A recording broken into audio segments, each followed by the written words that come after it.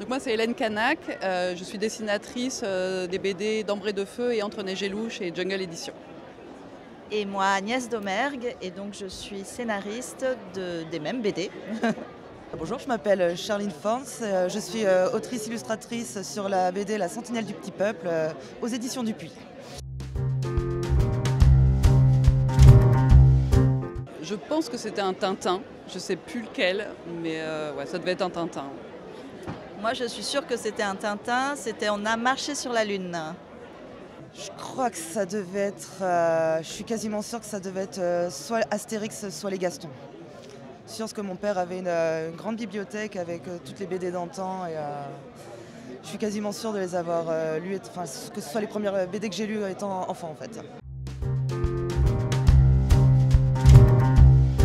Les Tintins, en fait, je les redessinais, je changeais le texte dans les bulles pour m'inventer des nouvelles histoires. Donc je décalquais les dessins parce que je ne savais pas trop dessiner à l'époque et j'inventais des nouvelles histoires. Jamais pensé à une seule seconde à faire une bande dessinée, c'est à cause d'elle. Elle est dure cette question parce qu'en soi, j'ai toujours lu des BD depuis que je suis toute petite, donc j'ai un peu été élevée dans la culture de la bande dessinée. J'ai fait l'école pivot, mais à la base, quand je suis entrée dans l'école, j'avais pour objectif d'aller en animation. Bon, j'ai vu que c'était pas fait pour moi. Et comme ils avaient une filière de bande dessinée, je me suis dit, tiens, pourquoi pas se remettre dedans, essayer. Et franchement, je regrette pas, quoi. Le premier album, Entre Neige et Loup, a pris beaucoup de temps. Entre l'idée qui a germé et la sortie du livre, je dirais qu'il y a eu 4-5 ans. 5 ans. Ouais, ça c'est l'envie, Oui. pour l'envie, oui. Mais entre l'idée, c'est 2 ans, je dirais.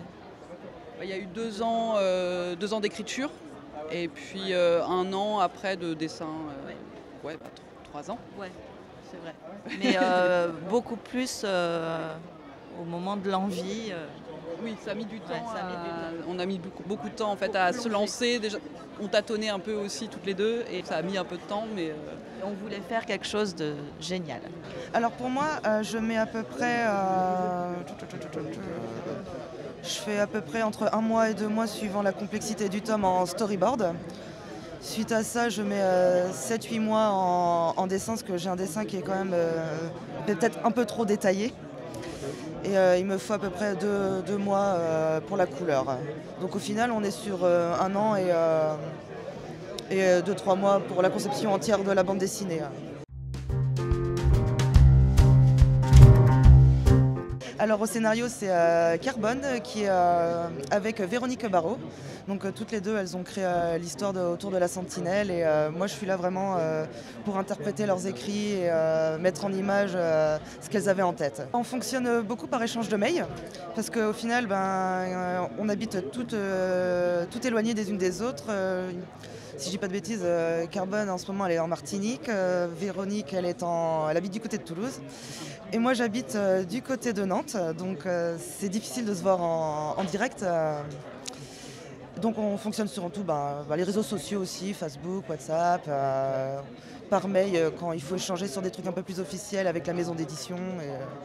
Et franchement tout se passe très bien, on s'est croisés en salon, on rigole bien, donc on s'entend toutes très très bien. on s'est rencontrés à l'époque sur des forums d'illustration.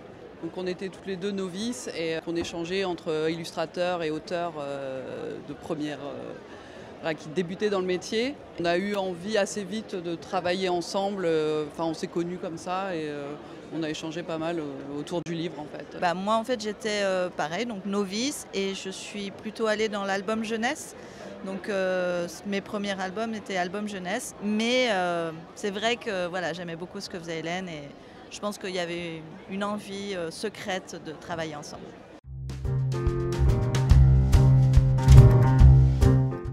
Je commence déjà à les rencontrer et tout. Ouais. Mais il y en a, j'aimerais beaucoup rencontrer Olivier Vatine, qui était un grand auteur et que c'était un peu mon mentor quand j'étais à l'école. J'aimerais bien un jour rencontrer Guarnido, parce que je suis énormément fan de son dessin.